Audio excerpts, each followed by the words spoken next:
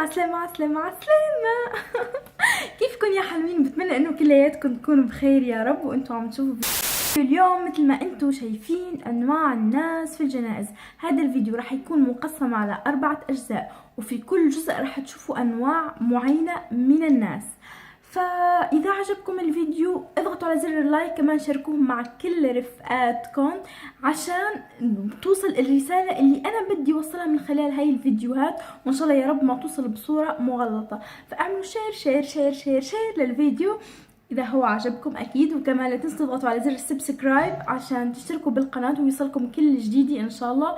وتابعوني بكل مواقع التواصل الاجتماعي، فيسبوك، تويتر، سناب شات، عند انستغرام. راح اخلي لكم كل الروابط تحت في خانه الوصف. وبدي اسالكم هلا سؤال، قولوا لي شو اكثر نوع استفزكم او تكرهوه في الانواع تبع اليوم. فخلوا لي هيك التعليقات تبعكم راح اقراها كلياتها. وهلا يلا نبلش بالفيديو تبعنا.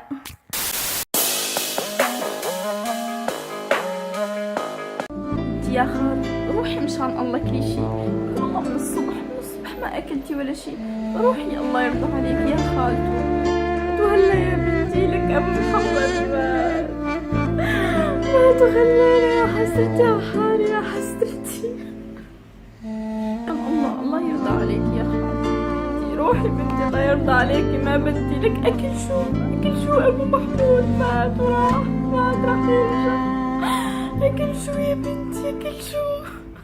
طيب يا خالتي مثل ما بدك، ما راح اجبرك، انا عارفه وحاسه بوجعك، فما راح اجبرك انك تاكلي. اغري هيك يا بنتي، لك انتي حاولتي شوي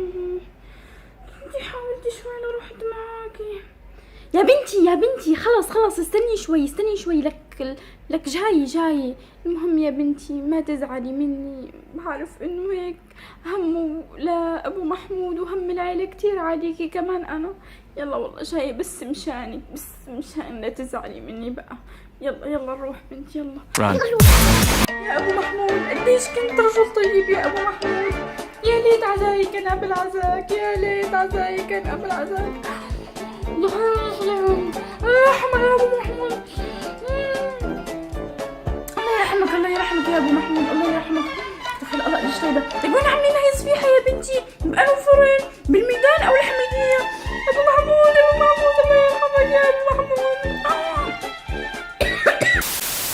كان بيجنن لك عشاء ابو محمود، كان بيجنن، يا ريته مات من زمان. ايه على خاص يا امي، وليلك مات يا امي وما ترك كل شيء يا امي. كل الناس في العالم بتورث اراضي وفلات، بس انا ما ورثت منه غير المرض ووجع الراس وكمان الجيون من فوق. لك كيف رح ابكي عليه قدام الناس؟ لك شو رح يقولوا علي لو ما بكيت؟ وليه على خاصي وليه؟ لو بدك تحضر جنازة ودموعك حابسة، لو انت مهموم ودموعك ناشفة، لو انت منافق ونذل الوطن وحقير وبدك تمثل علينا، فإليكم أعزائي المشاهدين الحل. مع بصلة بالصورة ما في أبدا دموع مستحيلة. اتصلوا الآن واحصلوا على منتوجنا الرائع، ولو ما زبطت معكم احنا بنبكي بدالكم لكان وكمان زائد مصاريف الشحن. فاتصلوا على 11 12 13.